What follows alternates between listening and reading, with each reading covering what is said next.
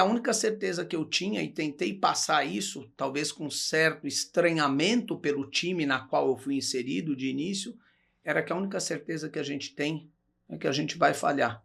E quem fica para trás não é quem falha, é quem não tenta.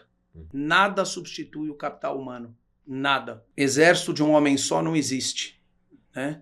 Então, sempre, diariamente, eu apelidei de re-re, que é diariamente reconhecer e recompensar o time, independente da hierarquia. E o time podem ser pessoas externas.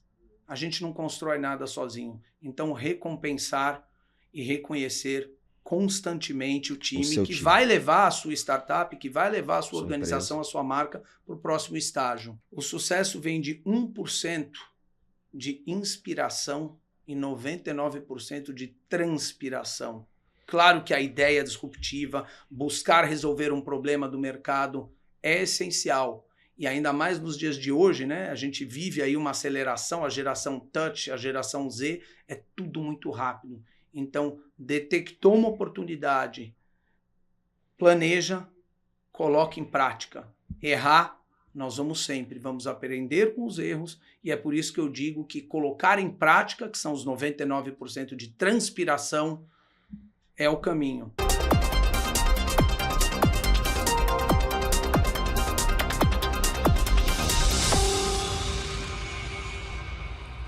Sejam bem-vindos ao Pivotando, mais esse episódio aqui, toda semana um episódio novo, gravado aqui nos estúdios da SBT, transmitido pelo canal digital da SBT News e também na TV, aos domingos logo cedinho, aos sábados, cortes ao longo da semana na programação do SBT, logo cedinho da manhã, na madrugada, e você acompanha o Pivotando. Como você sabe, toda semana eu trago um empresário, trago um executivo, trago alguém que possa trazer uma luz para você, para o seu negócio, para a sua empresa, para a sua carreira, para aquilo que você está fazendo hoje no mundo empresarial.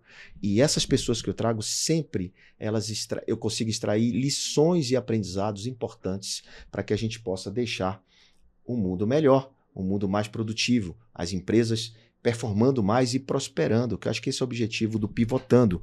E como vocês sabem, todo mundo que vem aqui tem que dizer como pivota na vida. E hoje eu trouxe o Roberto Jalonetsky. É isso, Roberto? É esse o nome? Perfeito. Pronúncia exata. Exata, Jalonetsky. Muito bem. Jalonetsky hoje é CEO da Speedo do Brasil, essa marca com 40 e quantos anos? 46 anos de atividades ininterruptas nesse nosso Brasil. 46 anos atuando no Brasil em atividades produzindo material esportivo, não é assim? Isso. Material esportivo e afins, que a gente vai saber muito dessa marca. Essa marca é lendária, participou de muitos momentos do Brasil e muitas coisas que vocês fizeram, e eu quero saber muito dessa história, mas primeiro eu quero saber o que é pivotar para você. Vamos lá. Primeiro, obrigado pela oportunidade, João, de poder compartilhar um pouquinho da nossa história e da minha experiência, né? Eu acho que compartilhar o ensinamento, o aprendizado é o que leva a gente para o futuro, para o próximo estágio. Pivotar, para mim, nada mais é do que a gente proteger e manter a nossa essência, a essência do nosso negócio, e em determinados momentos da nossa trajetória, transformar não a essência da empresa, mas o foco do negócio. Ou seja, eu mantenho a minha essência e penso de maneira diferente, penso uma forma diferente, penso num objetivo diferente. Né? Muito bem, você mantém a base e você gira em torno da base com alternativas, com modelos diferentes, é isso? Horas em diferentes consumos, diferentes consumidores, diferentes pontos de distribuição, e é uma coisa muito mutável. Então, por isso que eu falo, você não perde, né? Você transforma a sua atividade. A essência se mantém e o foco, o objetivo, porque o mercado é super pulsante, ainda mais nos dias de hoje, né? A gente enfrentando aí a velocidade dessa geração Z, não tem como ser diferente. Eu falo que a gente se auto-pivota quanto empresário, quanto empreendedor e, consequentemente, nas organizações em que a gente participa, quase que 24 horas por dia. Então, mantenha a sua essência, mantenha o foco e busque novas alternativas, novos caminhos. Bom, você é um cara, pelo que eu tô lendo aqui, um cara que veio da música. E aí você tá no mundo esportivo, né? Como foi essa pivotada na sua vida? Como é esses 46 anos de Speedo? Você está lá há quanto tempo? Como é que foi a sua história? O que você estudou? Como é que é a tua trajetória até ser CEO da companhia? Muita gente que nos assiste tem uma vontade de ter uma carreira também, de subir, né, de conquistar o seu espaço como gestor, como visionário, porque um CEO é um pouco visionário. Como é que foi a tua trajetória? Olha, na parte dos estudos, o meu background, eu me formei em administração de empresas na Escola Superior de Propaganda e Marketing, fiz uma especialização em finanças, desde cedo entendendo que realmente o negócio é encantar o seu mercado, encantar o seu público, mas vamos pôr um pouco o pé no chão. Essa talvez seja uma das minhas primeiras lições aprendidas lá atrás, na parte onde eu era mais estudante do que empreendedor, no início da minha carreira. Tem que parar de pé. Né? A gente precisa encantar, mas o negócio tem que ter sustentabilidade, tem que ser sustentável. Então, me especializei na parte financeira, e na metade, até no início da minha trajetória, antes da faculdade, foi onde eu tive o meu primeiro contato com música, como você disse, João. E eu resumo essa fase da minha vida em poucas palavras, né? Quer dizer, paixão. Né? Na época, eu ouvia dos meus pais que eu era irrequieto, que eu não parava quieto, mas na verdade eu acho que é um dos meus perfis e que eu carrego até hoje, que é querer saber mais, pensar diferente, conhecer coisas novas. Aprender novas coisas. Então, na época, como todo... Mas você fazia o que na música? Todo adolescente curioso e metido, de certa forma, com os meus 14, 15 anos, o que eu fiz? Eu juntei a minha paixão, que na época era a música, e a minha vontade de querer me libertar, de ir e vir sem dar satisfação, de você poder gasta dinheirinho. ter meu dinheiro sem dar satisfação nesse sentido. E aí, a única coisa que eu sabia e que eu me apaixonei na época era a música. Então, fui me aventurar, fui usar os meus amigos na época, os meus contatos, e o que eu fiz foi buscar resolver um problema que eu tinha na época, e a solução foi a minha paixão à música. O que eu fiz? Através dos meus contatos, meti a cara, literalmente, sem saber absolutamente nada, além da minha paixão pela música, e consegui o meu primeiro estágio numa gravadora. Ah, tá. Você não era músico, não. Você trabalhou com a música. Talvez um músico, de certa forma, frustrado. Aprendi um pouco. Eu sou DJ frustrado, só pra você saber, tá? Olha, eu tive durante alguns anos, nessa época, fiz bastante aula com alguns instrumentos, comecei no piano, pivotei para bateria, mas não decolei. Gosto muito ainda, hoje é uma das minhas paixões. Não era seu talento, né, talvez. Não era o momento, talvez não fosse o talento e o momento. E eu entrei nessa fase da música sabendo o que eu queria. E o que é que você queria? E não o que eu ia encontrar. Eu queria a minha liberdade e queria tentar transformar a minha paixão em negócio, o meu hobby em negócio. E conseguiu? Te digo que sim, porque foi através da música que eu fui para um segundo estágio. Naquela época que eu entrei, eu sabia o que eu queria, eu sabia o meu objetivo. Então, mais uma lição. Eu entrei no mundo da música pronto e disposto a fazer qualquer coisa nesse meu primeiro estágio, na gravadora. Então, se me pedissem para limpar o chão, para carregar a caixa, para uma das coisas que eu fiz, tradução de entrevistas, mas o que eu queria no final era seguir o meu caminho, e tinha como apaixonado por música, o que eu queria ver Mas você chegou a pensar em montar uma gravadora? Você pensou... Não, ali na verdade eu estava procurando realmente, como a gente falou, a minha independência. E tá perto de alguns dos meus... Eu era fã, como eu falei, de música, e eu queria estar perto de alguns dos meus ídolos. Certo. E aí foi onde eu aprendi, por exemplo, a lidar com a frustração, a lidar com a dor. Diga um ídolo aí. Na época, essa gravadora era muito voltada para as áreas de jazz, de blues, de rock. Então, tinham vários artistas internacionais e nacionais. Seu ritmo preferido? Rock e jazz. Muito bem. Então, com essa referência, com esse mercado de lá do estágio, você fez o quê? A música me levou para o próximo estágio, onde eu aprendi a lidar, como eu disse há pouco, com frustrações. Por exemplo? Nessa época da gravadora, eu cheguei pronto, me arrumei, escolhi a melhor roupa, tendo certeza que eu ia participar da entrevista e ia estar lado a lado com o meu ídolo na época, né?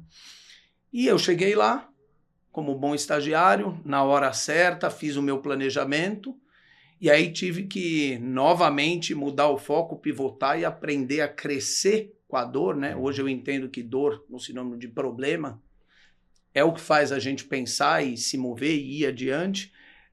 Eu fui designado no último minuto para uma outra tarefa.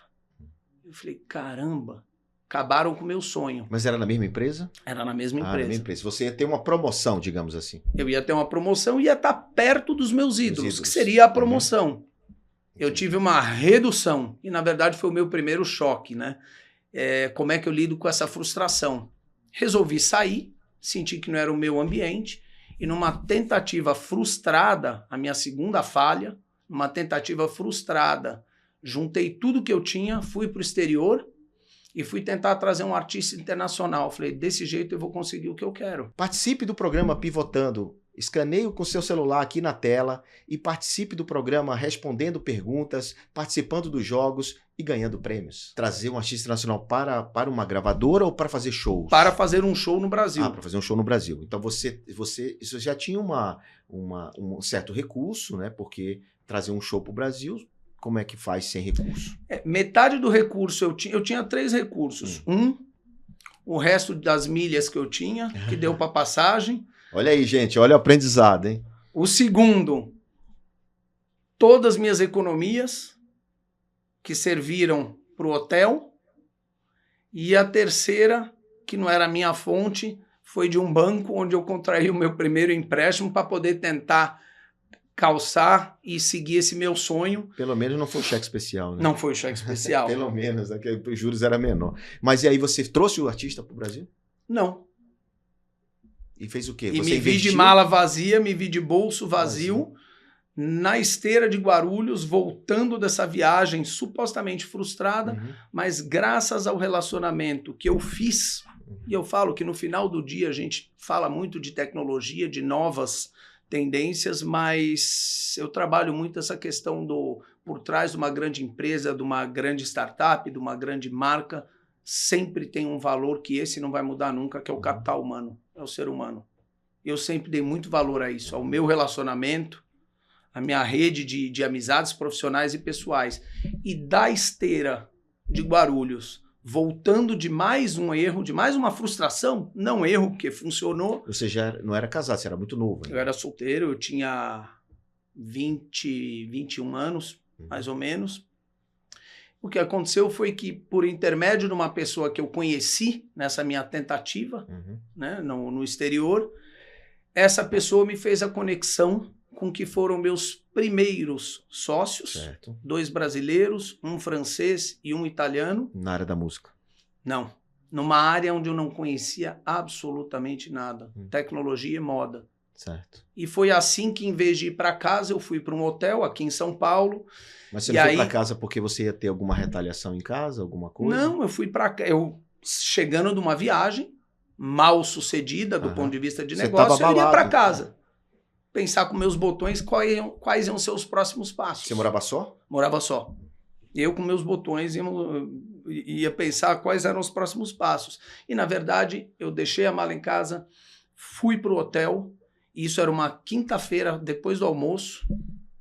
E da quinta-feira até o domingo eu mudei radicalmente a minha vida. Ou seja, você entende... E pulei para a área de tecnologia e moda em 2007, lançando, meados de 2007, lançando no final de 2007, início de 2008, a minha primeira startup.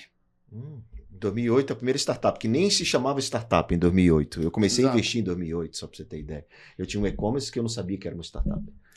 E aí, me conta. Nem nós. A gente não sabia, éramos 4, já não tão adolescentes, mas 4 era jovens. Tecnologia e moda? Tecnologia e moda, em 2008, a gente fundiu isso, espelhando em alguns modelos do exterior, e lançamos em 2007 para 2008 o Brands Club, que foi a primeira geração daqueles clubes de compras. Clube de compras, certo. Né?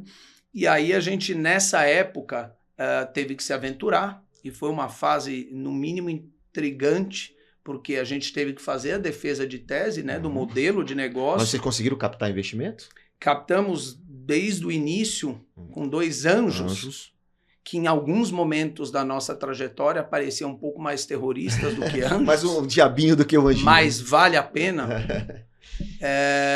Que nos ajudaram desde o início, 2 alemães, e que nos direcionaram muito, né? Quer dizer, a coisa no início a gente percebeu depois, que a gente estava precisando do recurso para poder botar a nossa ideia em prática. E a Brands Club foi com quantos anos você operou lá?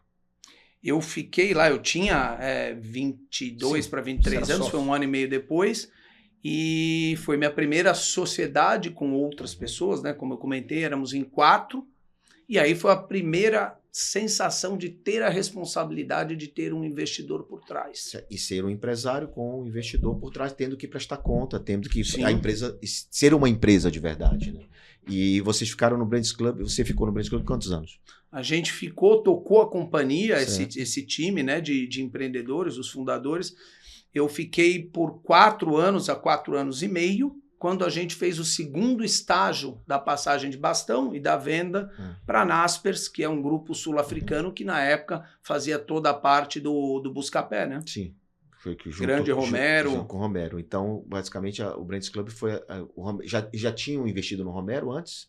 Sim, a Naspers já estava no Brasil através da Buscapé Company. Então, a Buscapé Company foi que comprou vocês. E buscando talvez completar o ecossistema do que eles já tinham dentro do guarda-chuva da Buscapé Company, chegou aí o Brands Club. Fazia sentido o Brands Club para eles naquele momento e tal. E você, depois do Brands Club, você fez um exit, botou dinheiro no bolso. Sim. O exit, para quem não sabe, é a saída, ele vendeu a companhia.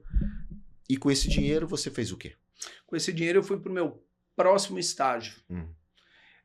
Pós-Brands Club, ou seja, na reta final, nos 2 últimos anos, quando eu já estava atuando de uma outra forma, crescemos, graças a Deus, de forma orgânica e saudável, então eu consegui me desprender de algumas atividades, não do negócio, e a gente começou a brincar ou a trabalhar com outros negócios. Por exemplo? Então a gente começou a montar ou participar de alguns outros e-commerces menores que faziam sentido para o nosso ecossistema. Mas não conectado ao Brands Club, ou seja, não era não conectado ao Brands Club, mas que não tirasse a essência dos sócios e não tirasse a atenção do negócio. E o conhecimento de vocês, porque o expertise em e-commerce já existia. Vocês foram dos pioneiros, então vocês carregavam uma bagagem de e-commerce muito boa. Expansão é uma coisa, distração é outra, né? Então a gente tem que tomar muito cuidado. E a gente começou a expandir, aplicando o que a gente tinha aprendido. Então vocês abriram qual empresa?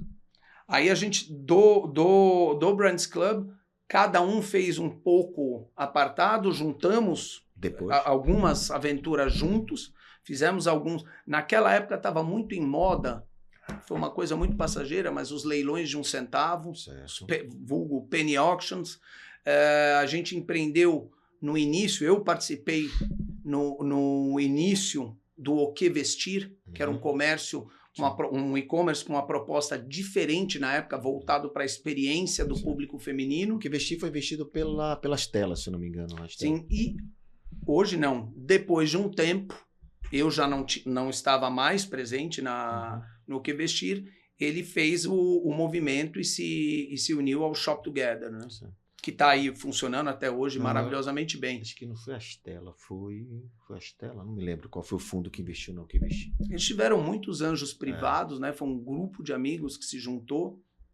E aí pronto, então você ficou quanto tempo empreendendo novas startups, novos negócios? Eu passei... Depois do Que Vestir? Depois do Que Vestir eu fiquei contando desde 2008, né, 2007, quando a gente começou a preparar a cozinha do que virou o Brands Club em 2008,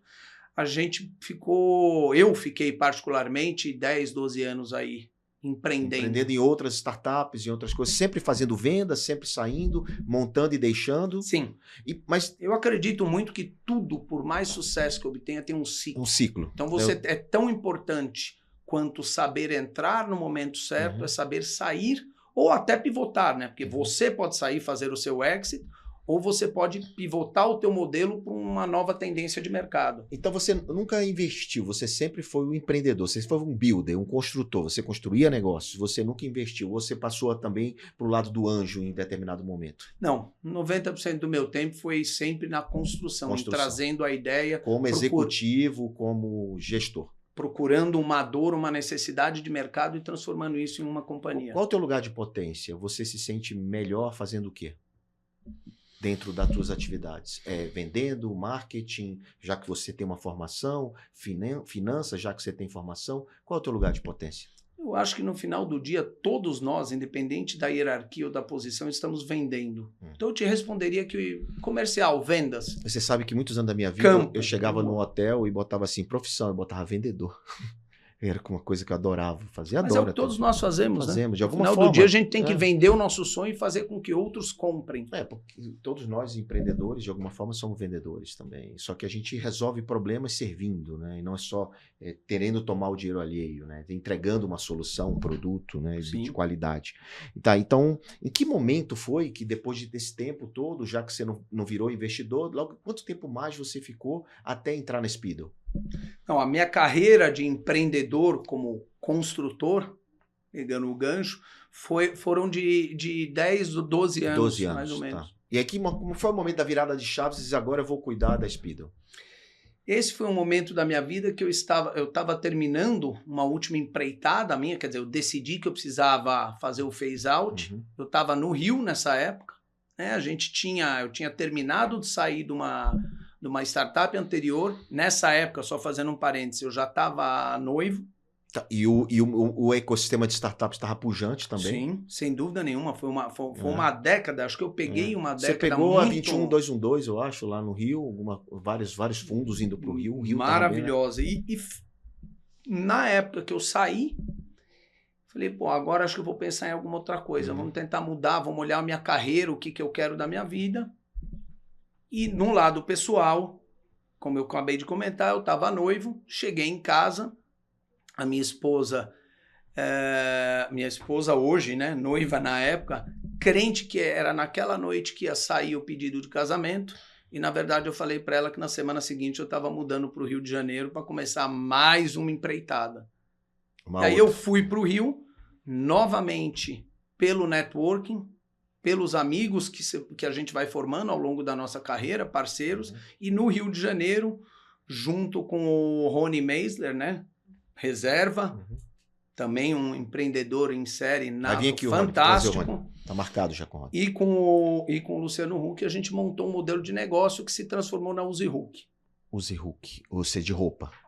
E comércio, de novo, na área de comércio eletrônico, mas com um diferencial de tudo que eu já tinha feito. A gente estava tentando ligar e conseguimos com muito êxito a questão do comércio, moda, a imagem do próprio Luciano, mas atrelado a uma questão do terceiro setor. Então a gente fez um trabalho muito bacana. Qual ano? Isso foi em 2015, 14, 15. Foram os 2 anos de Rio de Janeiro. Tá. E bom, aí... E do Rio eu voltei para São Paulo, concomitantemente para Speedo. Para Speedo direto, já casado? Já, foi tudo junto. Eu voltei para São Paulo. Qual é a cidade? São Paulo, capital? São Paulo, capital. Voltei para São Paulo, casei e mudei, talvez, aí o formato de empreender, porque eu acreditava que talvez eu conseguisse trazer um pouco dessa minha bagagem, né, de alma empreendedora, de perfil empreendedor, para o mundo dos negócios, para as corporações. Era o que eu ia te perguntar, que é um grande desafio, né? Porque a Speedo já era uma empresa estruturada, já estava grande, e você trouxe essa alma empreendedora para dentro da companhia. E qual foi o maior desafio na entrada? Ou seja, você entrou por onde, começando fazendo o quê? Como é que foi o teu processo? Eu entrei por uma das áreas que até hoje eu digo que é uma das principais atitudes enquanto companhia, enquanto marca que a Speedo adotou, até um pouco antes de eu chegar, eu aprendi a ver isso e ajudei a moldar, né, dos 10 anos que eu estou na companhia para hoje. Quando a gente fala em pivotar, é aquela história, vamos manter a nossa essência, A marca Speedo começou através de esportes aquáticos, né, produzindo, eu falo que na verdade desde o início o objetivo principal da marca era encantar e conquistar os clientes. Um dos pontos de contato entre a marca e o cliente, o consumidor final, era o produto. Até hoje é, obviamente, mas tem vários outros pontos de contato, de relacionamento. Mas voltando à questão de produtos, a marca surgiu para natação, focada em esportes aquáticos. E veio galgando a sua posição, chegando e mantendo até hoje um share. Vamos lá, João, quantas empresas hoje você se depara que detém 80% de market share na sua categoria principal? Muito pouco. Por que isso aconteceu? Muito trabalho, obviamente, de mas todo isso até o time. Hoje, isso vem mantendo? Isso é um número atual e que vem se Mas quando você chegou lá já era assim? Já era. E aí era a questão principal. Poxa, como é que eu dou o próximo passo? Porque muitas vezes você manter essa liderança de 80%, ela é mais trabalhosa e mais perigosa, de certa forma, né? Você porque estava um pouco acomodado, digamos ali. Eu tô com 80% de mercado. Você fica cego. Fica um pouco cego. Mas só que você tem a ver empreendedor. Então você chegou lá pela área de licenciamento. De licenciamento. Você chegou para licenciamento e começou a trabalhar essa... E é aí que a Mas gente... você teve um confronto corporativo, né? Sim. Porque as suas ideias muitas vezes eram questionadas, né? Tínhamos e temos até hoje, né? Como qualquer empresa, tínhamos uma missão de levar a empresa, a marca, para o próximo passo, né? Para o next step. E aí a minha primeira lição foi começar a trabalhar da porta para dentro para entender o ecossistema, para entender quem era a marca Speedo perante, sobre a ótica do consumidor, né? Porque uma marca nada mais é do que o mercado percebe dela. Né? Eu falo que é como, voltando um pouco para a minha veia artística daquela época de música, o artista no palco não interessa, de certa forma, o que ele, fazendo um paralelo entre o artista e a marca, não interessa o que ele está pensando, passando a mensagem, o show dele. Interessa o que a plateia está absorvendo, como que ela vê esse artista. E com a marca não é diferente. Então eu fui tentar procurar soluções para que a gente mantivesse essa supremacia, os 80%, e pensasse diferente, pivotando. E aí eu descobri que eu estava na área que era o motor propulsor, poderia ser o motor propulsor principal para essa renovação, para esse próximo passo que é, e até hoje é, a área de licenciamento. Certo, mas na época já tinha licenciamento. Já tinha. Você está falando no sentido de impulsionar o licenciamento. Impulsionar. Como trabalhar as ferramentas que já existem dentro de casa, a essência do que já foi conquistado. Na época, quando a marca começou as suas atividades no Brasil, talvez tivesse aí como concorrente direto 3, 4 concorrentes. E na última pesquisa de mercado, há cerca de 1, 2 anos, talvez a gente tenha hoje 40, 45 concorrentes. Então era um cenário completamente diferente. Por isso que eu digo que às vezes manter a liderança é mais desafiador do que criar do zero, quando você não tem ponto de referência, quando você não tem concorrência. Exatamente, mas essa liderança ela é muito nos esportes náuticos ainda, né? Sim, em esportes aquáticos. Aquáticos, certo. Em esporte aquático exatamente. Envolve tudo, né? Envolve esqui, envolve tudo. Tem natação, tem saltos ornamentais. Hoje muito se fala, né, da maratona aquática, que é a modalidade da natação a céu aberto. Temos a Ana Marcela, nossa atleta, que trouxe medalha de ouro aí nas últimas Olimpíadas. E você como licenciamento também, você começou, você já tinha uma estratégia de patrocinar atletas? Vocês tinham isso? Quando você chegou já tinha essa estratégia? Sim, a marca nasceu com o objetivo, primeiro, dentro dos esportes aquáticos, né, de trazer excelência em tudo que se faz, nos produtos, no serviço, né, porque tem o atendimento, tanto no B2B, para os nossos clientes, como para o consumidor final, ou seja, excelência e tentar ao máximo estar perto do consumidor final para poder entender. Tanto que eu digo que até hoje, né, hoje a gente tem de 10 a 12% do nosso resultado é constantemente revertido para pesquisa e desenvolvimento, voltado para o hábito do consumidor final, para que a gente entenda e esteja atualizado e caminhe junto com esse nosso mercado e perceba as mudanças e evoluções. Então, nessa época, como é que a gente conseguiu iniciar esse processo, né, de consumidor final, tentando ter uma dispersão quase zero? Beira de piscina. Hoje virou beira da piscina, beira da pista, beira da quadra, porque a gente foi ampliando, mas a beira da piscina lá do início significou estar próximo do consumidor, estar próximo daquele nosso core business, né? Que eram os esportes aquáticos. Que eram os atletas. E através da beira de piscina, esse é um DNA da marca também desde o início, a gente constrói, eu falo que a gente não tem um time de atletas, né? Apesar do nome ser, a gente tem uma família, porque assim como a gente veio construindo a marca passo a passo há 46 anos, a gente tem um time que hoje tem o nome de Future Team. A gente pega os atletas de início, vamos pegar o exemplo da Ana Marcela, que eu comentei há pouco. Nós pegamos ela na pré-adolescência, né? Começando a nadar. Então você tem todo um trabalho com o atleta. Eu falo que muito do resultado que a gente busca é trabalhar o atleta enquanto ser humano, não só campeão e semideus naquela hora, naquele momento olímpico, ou em qualquer prova para ganhar medalha. Então a gente tem um trabalho e uma história muito próxima do atleta e de patrocínios em geral, de clubes, federações e atletas, ou seja, de todo esse ecossistema. Você, a partir do momento que você entrou com licenciamento, foi que por onde você entrou na empresa, né? Você foi para outras áreas, você ficou no licenciamento nesses 10 anos e chegou ao cargo de CEO. Como foi a tua trajetória na companhia? Além disso, quais foram os modelos de negócio que foram implementados? Já tinha e-commerce, não tinha e-commerce? Como é que foi essa transformação? Porque eu estou muito curioso de ver o empreendedor virando um intraempreendedor dentro do negócio, né? Então, o que foi que você, além de expandir a área de licenciamento? A primeira coisa que a gente escuta quando a gente tem essa veia empreendedora e entra para entender o mundo corporativo, ou a primeira coisa que eu escutei, olha, 80% de market share, fizemos assim até agora, essa fórmula funciona. E eu tinha vindo, eu falei, opa, como é que eu vou resolver isso? Porque eu vim de uma escola onde a fórmula de ontem talvez não seja aplicada amanhã. É verdade. Mas vamos entender. E a única certeza que eu tinha, e tentei passar isso, talvez com certo estranhamento pelo time na qual eu fui inserido de início, era que a única certeza que a gente tem é que a gente vai falhar. E quem fica para trás não é quem falha, é quem não tenta.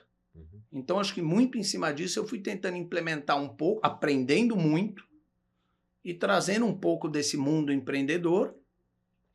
E rodei um pouco por todas as áreas, que eu também acredito que não tem como você liderar e engajar um time sem você poder ter uma visão geral do negócio, né? Você não, talvez no papel, quando você atinge o papel de líder, seja no ecossistema, no ambiente que você tiver, no empresarial ou no início de uma startup, não tem como você liderar e engajar e tocar o negócio se você não tiver uma visão 360. Isso não quer dizer que você vai ser o especialista, mas para poder engajar e trabalhar e entender os especialistas, cada um na sua área, você precisa ter uma noção básica. E foi isso que eu fiz. Circulei entre todas as áreas e aí a gente começou a focar e implementar novos segmentos e novas estratégias através da área de licenciamento.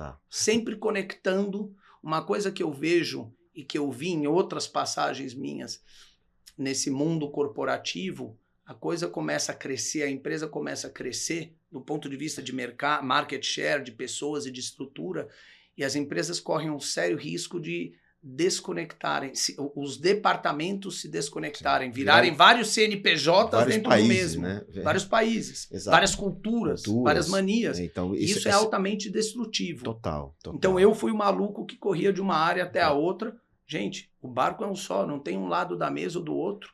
Horas esse departamento é protagonista, horas aquele, mas todos os departamentos e frentes de negócio precisam umas das outras. Já era uma companhia grande no sentido de número de headcounts, colaboradores, já tinha muita gente trabalhando, a indústria fabricava os seus produtos ou ela terceirizava, como é que era, né? Tem as duas práticas, era assim e é até hoje. Né? Até por adaptação e estratégia, né?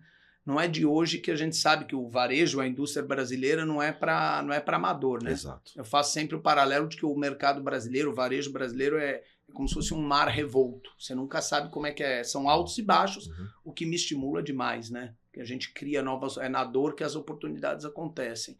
Mas nessa época já tinha, assim, produção, fabricação nacional e importação. A gente sempre trabalhou nas duas frentes, tentando buscar o que nos trouxesse horas mais aqui, horas mais lá fora, mas sempre com a cabeça de trazer um produto viável com excelência para o nosso consumidor. Bom, você deve ter dado um grande refresh na marca, apesar de já ter um market share gigante, 80%, e você manteve isso, né, até os dias atuais, né, mas esse refresh, ou seja, o que você trouxe de modelos novos, assim, efetivamente, assim, você levou a marca para além dos atletas, levou a marca para um outro patamar, você fez lojas próprias, você participou de programas como Pivotando, como é que você fez? Você foi a imagem da empresa, o que você fez para o Speedo dar esse refresh e estar vivo e estar presente na vida da gente até hoje? Eu costumo dizer que eu participei, né? Quem fez foi o time como um todo, né? O papel do líder é impulsionar, direcionar, e na verdade os especialistas é o time, né? São a equipe. Mas naquela época, como eu falei, a gente começou essa expansão do licenciamento, buscando participar de novos momentos ou buscando resolver novas necessidades do mesmo consumidor, olhando o ciclo de vida dele, o ecossistema daquele consumidor que já era um consumidor Speedo, né? A gente costuma dizer, nós não vendemos um óculos de natação, nós vendemos Speedo. Então a gente estuda esse consumidor, detectamos necessidades pelo perfil de vida dele, lançamos novos produtos. Certo. E, consequentemente, a gente, através de diferentes pontos de distribuição, a gente vai conquistando novos clientes, novos mercados. E começamos pelo licenciamento. Os atletas, essa parte de patrocínio, de marketing esportivo, como eu disse, já vinha do DNA da empresa. Então, o que a gente fez foi atualizar e trazer para os dias atuais o que funcionaria. Somos muito novos na parte do digital, né? O nosso e-commerce ele veio com a pandemia, ele foi aberto, inaugurado na pandemia. E mesmo você sendo um cara do digital, né? Sim, porque tinham algumas outras missões, né? Eu costumo dizer que se a gente tem um prédio para construir, não adianta se ele tiver embaixo, tiver uma base de areia movediça, não adianta antes de você trabalhar a base, você construir, deixar o prédio mais alto. Então, se você coloca um tijolo a mais, um andar a mais na construção do teu prédio, e ele tiver uma areia movediça, ele afunda mais rápido. Exato. Então a gente precisava se certificar da base. Você tinha desafios internos a serem resolvidos antes mesmo de ter o e-commerce, inclusive, né? Sim, diariamente. Antes de ir para o digital, antes de construir, antes de fazer outros modelos, você tinha outras coisas para fazer dentro e você se preocupou com isso. A Speedo, ela vem de uma empresa familiar, não é? Vocês são uma família, não é? E a família... mas isso, a sua trajetória anterior, você não estava na família, você estava empreendendo, tendo sua própria atividade econômica, né? E você assumiu a companhia, começando por um departamento, foi entrando em todos os departamentos, até você chegar à presidência. Sim. Me fala uma coisa, o que você pode dizer nesses 10 anos que você tem nessa trajetória, qual foi a maior pivotada da Speedo? Se tem uma grande cavalo de pau, se tem uma coisa que vocês fizeram, porque assim, para mim, abrir um e-commerce na pandemia pode ter sido uma pivotada gigante do modelo tradicional de vender da indústria para o varejo, né? Porque você está fazendo B2C, sim, né? Quando que na verdade você estava B2B para as lojas, né? E como é que você já tinha loja própria antes ou não? Você já fazia B2C? Essa foi a maior pivotada? Ou teve outra? Lojas próprias já existiam. E foi um choque de cultura. Eu falo que nós tivemos muita sorte, ou eu nesse momento tive muita sorte, porque a companhia sempre foi uma companhia muito enxuta, muito, como eu falei, né, com excelência no DNA, não só no produto, mas nos processos. Então, do ponto de vista logístico, operacional, ela estava pronta para alçar novos voos, mas culturalmente não. Então, aí, sem dúvida nenhuma, o maior desafio e talvez a maior pivotada do ponto de vista cultural foi a implantação, né, o nosso primeiro pé no mundo digital, e que hoje já não é mais nada do que o que era há 4 anos atrás, né? Certeza. Na verdade, o nosso foco sempre foi voltado para o consumidor final. Então, tivemos que quebrar essa barreira cultural. Temos lojas, o consumidor vai na loja, sim, mas o mercado está mudando. Quer dizer, onde é que está o meu consumidor? Né? Muito se diz hoje, né, o termo phygital, mas é isso, eu acho que não é phygital somente, é estar aonde o consumidor está. Eu costumo dizer, o pessoal olha assim, mas eu falo, o consumidor não tem sempre razão. Ele é a razão de existir. Então essa foi uma quebra de paradigma, mas pivotar do ponto de vista estratégico da companhia, que nos levou e nos leva até hoje, né, nessa reinvenção diária, para o próximo estágio, foi quando a gente saiu do mundo aquático, né, uma marca de água, e nos tornamos uma marca anfíbia. Não deixamos de trabalhar a água e botamos um pezinho na terra. E aí, como materialização dessa estratégia, eu volto à questão do licenciamento, que o licenciamento propiciou para nós, o modelo de negócio de licenciamento da marca propiciou a gente alcançar novos voos, buscar novos canais de distribuição, como eu comentei há pouco, novos consumidores, e a gente acabou se reinventando enquanto companhia, porque você, no momento do licenciamento, você cede a tua alma, né? A nossa alma é a nossa marca, o nosso maior asset. Alma no sentido de marca, tá, pessoal? Você cede para uma cogestão. Então, talvez a maior pivotagem da companhia nessas últimas décadas foi a questão do e-commerce enquanto cultural, enquanto estratégia para continuar alçando voos cada vez mais altos, foi a questão do licenciamento. As outras atividades, além como você diz agora, é uma marca anfíbia, né? O que é o mais relevante do tipo de esporte? Qual é o encaixe mais relevante hoje dentro da Speedway? Através de novo, da necessidade do consumidor, a gente foi trabalhando novos canais, novos esportes, e para te dar um dado que exemplifica isso muito, em 2022, pouco tempo atrás, numa companhia que essencialmente trabalhava o mundo aquático, né, os esportes aquáticos, 24% do resultado da companhia foi em cima da categoria de camisetas, né, de t-shirt, que é basicamente um produto terrestre, se a gente for dividir. Né, rua, street. O lifestyle da prática esportiva. Então você tem aí trazer um produto, né? A gente sempre fala que se a gente olha numa pirâmide, você tem o atleta, o produto de alta performance nesse mundo competitivo, ele é uma pequena ponta do iceberg e que traz inspiração para transferência de valores para aquisição do produto do dia a dia, para uma prática esportiva, assim como eu que pratico um esporte do dia a dia, não sou um atleta profissional, assim como você, João, que disse que depois de hoje vai voltar a praticar mais esporte. Mas, enfim, é essa transferência de valor, e aí nos propiciou trabalhar o mundo do lifestyle esportivo. Ou seja, o entorno do atleta, né? A vida dele particular, inclusive. Porque se torna, né? Quer dizer, é o estilo de vida daquele praticante de esporte. Ou seja, a marca é a alma dele, então ele se identifica com aquilo, então ele quer continuar usando a marca. E aí, quando eu falei de transição de valores, cabe dizer também que esse eu acho que é um projeto de qualquer marca, e é um projeto ininterrupto, é um projeto para o resto da vida. E é o que a gente faz todos os dias. No final do dia, tudo isso que a gente está batendo papo aqui significa em transformar, como que eu transformo uma marca pontual para uma prática esportiva, no nosso caso, e trago ela, transfiro esses valores para transformar ela numa love brand, uma marca do coração. O marketing é importante para isso. Onde eu trabalho com fãs e não cliente. Sim. Porque o cliente, ele está cliente hoje.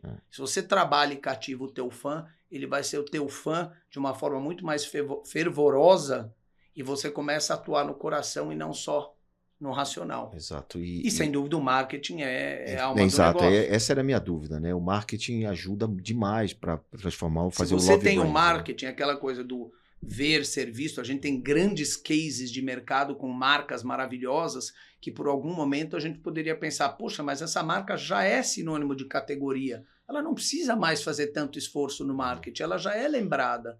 Esse é o princípio do fim.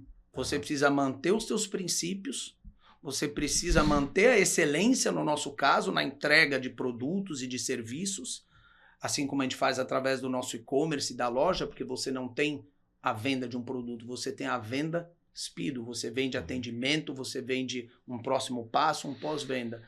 Mas é exatamente isso, é manter a excelência, a transparência do que você verdadeiramente quer entregar no mercado, atrelado ao marketing, que aí você vai se mantendo e vai trilhando o caminho da marca, que você lembra, perpetuando. Muito bom. E que você lembre, assim, qual foi o maior case de marketing embarcado da Speedo nesses anos, últimos anos, nos últimos 5 anos? O que você traz de... É uma coisa que já vende o mesmo estilo, o mesmo... Porque, por exemplo, quando a gente teve o advento das redes sociais, TikTok e tudo, né, você teve que operar de alguma forma, ter uma presença de alguma forma nessas redes sociais. Mas eu não sei se isso pode ser... Se você tem um case nesse sentido, você usou influenciadores, não usou, além dos atletas. Você tem algum case, alguma experiência, alguma coisa no marketing que te diga assim, cara, me lembro disso, foi muito importante para a marca? Tenho e um fresquinho aí, saindo do forno, né? Opa, vamos contar. Vamos lá. Como eu disse, a marca iniciou sua trajetória lá atrás, muito conectada com atletas, né? Vivenciando. E hoje, traduzindo para os dias de hoje, fazendo um corte aí na história da marca, nada mais eram do que os influenciadores. Só que talvez num nicho, né? A gente já trabalhava os atletas como influenciadores. Na fase atual, a gente transferiu esse aprendizado nosso, esse trabalho muito próximo dos atletas, muitas vezes mais fora da água ou da pista do que somente dentro, porque o atleta passa muito mais tempo fora, treinando e se portando como uma pessoa, do que naqueles segundos de treino em busca de um resultado. E isso nos facilitou exatamente na época da pandemia, porque a gente tinha que entregar uma mensagem e não podia sair de casa, né? Literalmente. Nem nós, nem a marca, nem o consumidor. Então, no momento da pandemia, a gente expandiu esse conhecimento dos influenciadores, trabalhando com influenciadores das atuais redes sociais, que trariam uma mensagem para o nosso novo consumidor. Junto desses influenciadores, nos auxiliaram demais a lançar produtos jamais pensados dentro do portfólio da marca, porque eu tenho meu consumidor. Ele não está frequentando o habitat natural da marca. Ou eu paro e tiro da tomada, ou eu me reinvento. Então foi na pandemia que em 45 dias, através de alguns influenciadores que nos ajudaram a passar essa mensagem, onde é que o consumidor estava? Na rede social, trancado dentro de casa. Não tinha outro jeito. E aí a gente criou produtos da marca Speedo inéditos que talvez se não tivesse o respaldo dos influenciadores para nos ajudar a fazer a mensagem chegar até lá, o que aconteceria? A gente ia ser recebido com estranheza. Talvez não desse certo. A gente criou nessa época, só para citar algum exemplo, os tapetes para prática esportiva, para yoga dentro de casa, aquelas fitas extensoras para você continuar trabalhando. Inteligente demais, a baita estratégia. E eles nos ajudaram, os influenciadores. E eram influenciadores desse ramo, ou seja, da ramo fitness. De um ramo que não era o nosso ramo original. Se a gente voltar no esporte aquático, sim. Eram influenciadores que tinham penetração para esse público. Para o público que a gente precisava fazer com que esse produto se conectasse, né?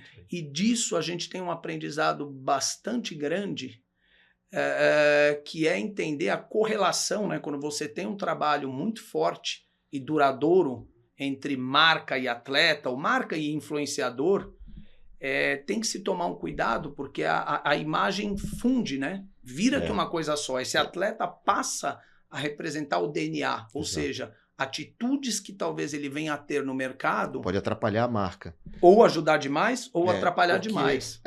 isso você fica um pouco dependente se ficar só numa pessoa, né? Sim. Então a marca é maior que isso, é maior que você, é maior que a gente, né? E existe, hoje é um love brand, como você bem colocou. É o ciclo, né? o Como a gente ciclo. falou, você tem que fazer o refresh, como você bem disse, João, do seu consumidor final, das suas ferramentas para atingir o seu objetivo. Então é natural. Não dá para ficar focado numa ferramenta só, falando dos influenciadores como ferramenta. E quando a gente sente que a marca funciona muito bem com algum influenciador, e aí eu digo, como eu comentei, um case super fresco, que a gente começou a trabalhar entendendo o DNA, ou seja, entendendo como é que o mercado percebia um determinado atleta do nosso time com a nossa marca, surgiu um novo negócio. Está aí talvez trazendo um DNA empreendedor para dentro da organização, da companhia. A gente fundou internamente o que hoje a gente chama de Speedo Concept, que nada mais é do que uma incubadora para projetos disruptivos, nichados. E dessa relação influenciador-marca, nós criamos um primeiro projeto que está em fase de modelagem para ser lançado, que é uma coleção, uma mescla entre o perfil do influenciador, nesse caso uma atleta, e a nossa marca. Ou seja, a gente está lançando... com uma marca não é uma segunda marca, mas é um label, uma etiqueta dentro da Speedo, que vem da fusão dessa experiência. Muito bem. A marca, essa coleção, ela conta tanto a história, se funde, né, a história da marca com a história da atleta. Veja que importante, né, você experimentar, validar, testar, porque você bem colocou, a gente está em processo de validação, de modelagem, né? Então isso tudo tudo tem que ser muito bem pensado, estruturado. Não dá para sair lançando um monte de coisa, principalmente quando você tem uma empresa já estruturada, uma empresa corporativa de longa data e que tem que ter esse cuidado. A gente tem duas perguntas para te fazer, na verdade 3, mas a primeira a gente está nas Olimpíadas, né? E tem tudo a ver com a marca. Qual é o posicionamento de vocês em relação a Olimpíadas? O que é que vocês vão fazer de estratégia, se é que você pode falar, né? E como é que você vê essa marca, a marca Speedo e a companhia como um todo? Você vê a companhia indo nesse caminho de mais marcas ou vê a companhia expandindo a marca para um outro mercado, mais popular, menos popular? Nos próximos 46 anos aí, né? Porque é o tempo que você tem de vida aí, a Speedo tem de vida no Brasil. Vamos lá, realmente, a gente está num ano olímpico, ele é um ano muito atípico e especial, acho que para vários mercados. Voltando para o nosso mercado esportivo, nós estamos falando de um evento de proporções globais. Tá? Ele impulsiona a nossa estratégia, a gente não deixou de fazer nada e não estamos criando nada do zero ou nada novo, né? Quer dizer, não partimos da inércia para aproveitar um ano olímpico.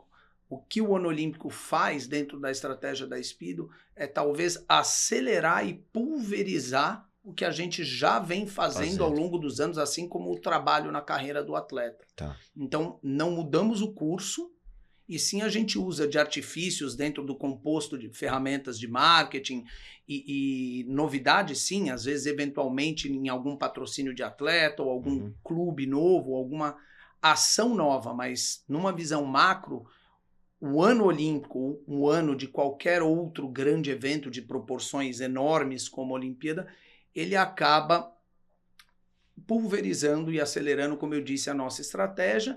E do ponto de vista de mercado, é um ano onde, sem dúvida nenhuma, os números mexem, né? A gente vem de um ano, em 2023 versus 2022, nós crescemos 24% em volume financeiro e quantidade. Muito bom. E esse ano a previsão é de crescermos também na casa dos 2 dígitos, na linha de 18% a 20%. Essa é uma previsão que, por enquanto, estamos no início do jogo, mas permanece. E aí sim tem um efeito onde esse evento de proporções globais pontualmente ajuda, porque ele tem uma proporção tão grande, ele vamos lá, ele chega no mercado através de todas as mídias possíveis, né? On, off e por aí vai. E muito na rede, né? No networking das pessoas. O que acontece? Por que esses eventos são importantes? Ele pega aquele consumidor que está sentado no sofá, sai da inércia, talvez pelaquela coisa do fã, da emoção, que é um evento muito emocionante. O esporte de maneira geral, mexe muito com emoção. Então, eu ganho muitas vezes um novo consumidor que estava sentado no sofá, não praticando esporte, ele se torna um praticante vendo esse evento. Eu tenho também um aumento do consumidor que já, do fã, né, do atleta, de certa forma, que praticava uma modalidade específica e se encanta, através desse evento, com uma segunda modalidade. E aí eu ganho espaço a mais na vida desse consumidor que já era nosso cliente. Então, essa é usar as estratégias, os canais que você já está e meio que está presente na vida desse consumidor, né, desse cliente, né, dessa segunda opção aí dele, muitas vezes, né, de praticar um outro esporte ou até mesmo de usar o streetwear. E dessa forma, com a marca. A gente não passa desapercebido. O evento olímpico, ele é de enormes proporções, mas ele é muito curto. Então, se a gente começasse da inércia para fazer alguma coisa somente nesse ano, a gente corre o risco de não ter o rapport com o consumidor final, não conseguir me conectar. Como a gente vem de longa data, eu falo de mãos dadas, né, com essa nossa mania de estudar 24 horas por 7 o comportamento do consumidor, fica mais fácil. O teu consumidor, por exemplo, não gostaria de ter um espaço Speedo para que ele assista os jogos? Pode ser, não é? Sem dúvida nenhuma. De repente, pode ser uma estratégia de estar um pouco mais presente. A gente vive inovando, vive buscando ser disruptivo e criar experiências. Né? Quando eu falo de fato é uma experiência. Que a gente não vende um produto, não vende o óculos, a gente vende Speedo, é isso. Dentro da estratégia de qualquer marca, a gente precisa sempre pensar, eu falo que é o nosso ecossistema, o nosso 360, produto, marca, preço e ponto de venda. Se eu falhar em qualquer uma dessas 4 e não tiver conexão, o show não acontece. E aí a gente entrega um ambiente Speedo. A gente entrega as lojas, por exemplo, vamos falar da loja física, você não entra lá para comprar um determinado produto, né? A gente oferece todo um trabalho dentro da omnicanalidade, ou mesmo no ponto de venda físico, onde a gente entrega valor agregado, porque o produto Speedo ele pode encontrar em outros lugares, mas por uma série de fatores de ativação de marca, de experiência, ele prefere ele se sente mais seguro comprando ali. E a gente, obviamente, que transfere essa questão de entregar a marca Speedo e não um produto através dos nossos mais de 4.000 parceiros, que pontos são pontos de venda. E quantas lojas próprias? Lojas próprias, 3. A 4ª, que é o nosso e-commerce, que tem impulsionado e hoje já tem um resultado maior do que as lojas físicas, mas que não existiria, né? Nós estamos num momento, loja física, o varejo morreu? Não, o varejo não morreu.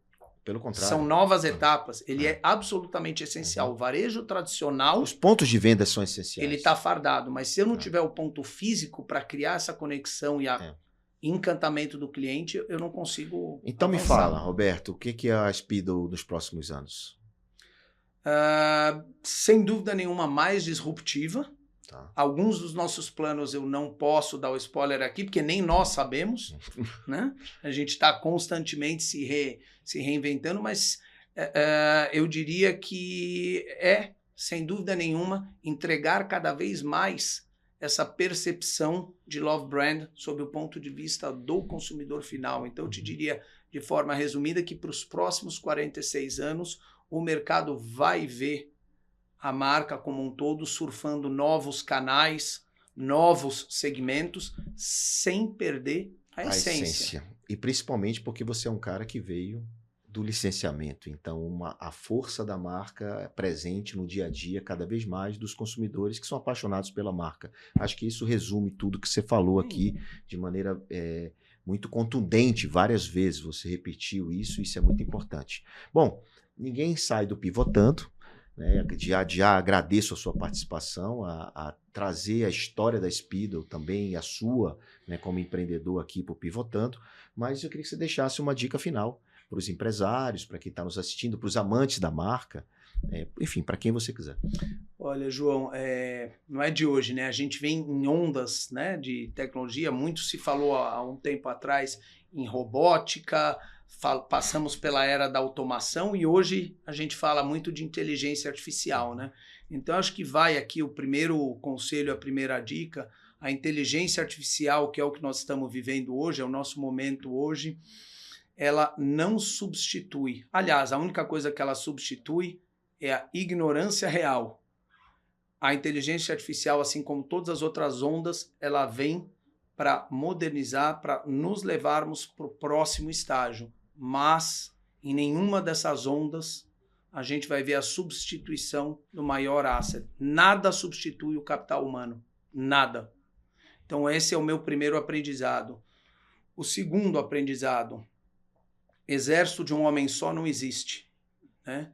Então, sempre, diariamente, eu apelidei de re-re, que é diariamente reconhecer e recompensar o time, independente da hierarquia. E o time podem ser pessoas externas.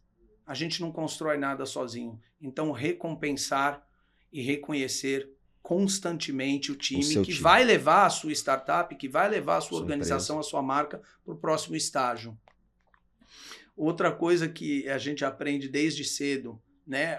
O sucesso ele é construído de uma composição que me fez pensar em vários momentos da vida se eu estava errado, se eu estava certo, e hoje eu concluo que, para mim, a trajetória deu mais certo do que errado.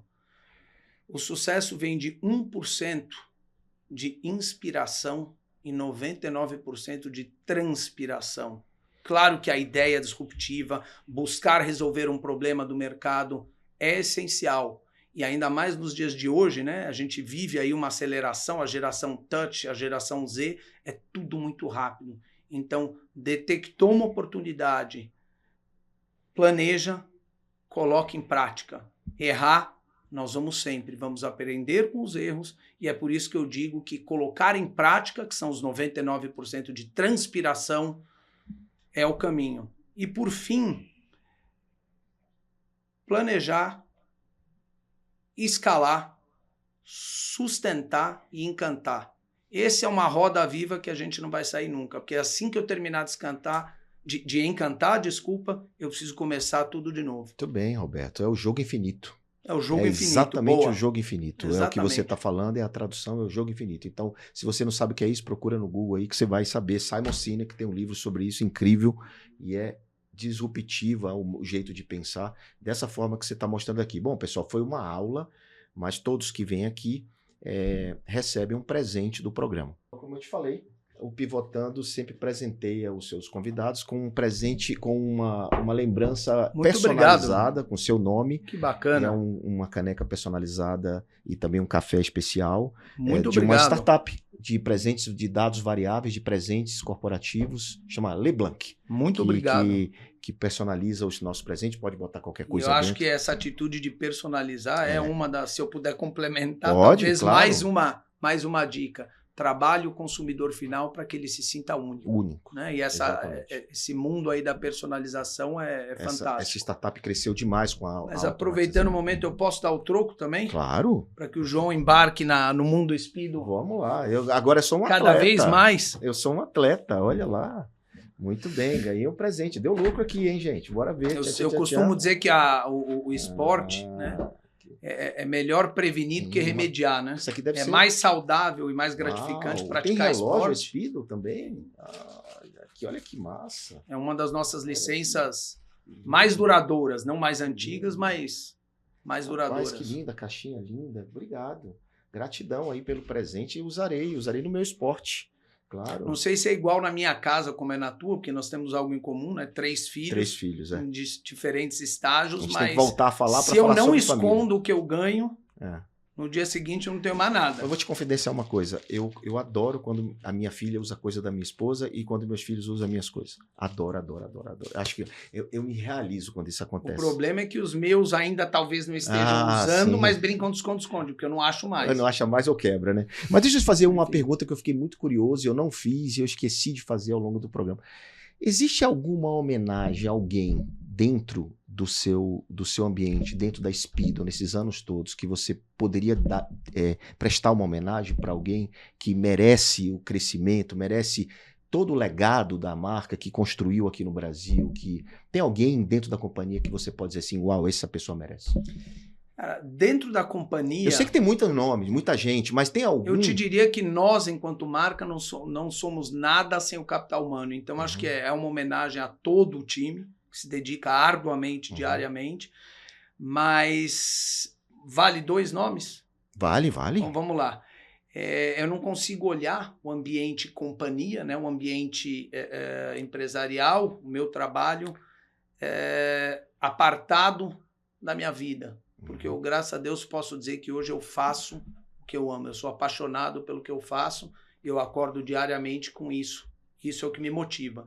Então é uma coisa só. Então, diante disso, sem dúvida nenhuma, acho que a primeira homenagem seria para o meu mentor, que é o meu mentor de vida, meu mentor profissional, o meu mentor que me empurra com os meus erros e me mostra e me ajuda a crescer com os meus acertos, que é o meu pai, sem dúvida nenhuma, e não tá fora da minha vida, mas está fora do ambiente profissional, por isso que eu disse que é uma coisa só. Sem dúvida nenhuma, a Priscila, que é a minha mulher, a Júlia, o Eduardo e a Giovana, que são Muito meus bem. 3 filhos. Ou Eles seja, são a base, o motivo da minha base. vida e o motivo do que eu faço diariamente. Uma bela homenagem ao seu pai, uma bela homenagem à sua família. Isso mostra o ser humano que você é, né? E também não podia terminar esse programa sem agradecer ao Fabrício, né, que é o nosso querido bilionário que nos conectou e que está sempre com a gente. Nosso amigo em comum. Então, agradeço você por ter assistido o Pivotando esta semana e, claro, te dizer que na semana que vem tem mais, toda semana aqui nos estúdios do SBT, lições, aprendizados empresariais de negócio e de vida para você. Obrigado, Roberto. Obrigado, João. Mais uma vez, obrigado a todos. Valeu!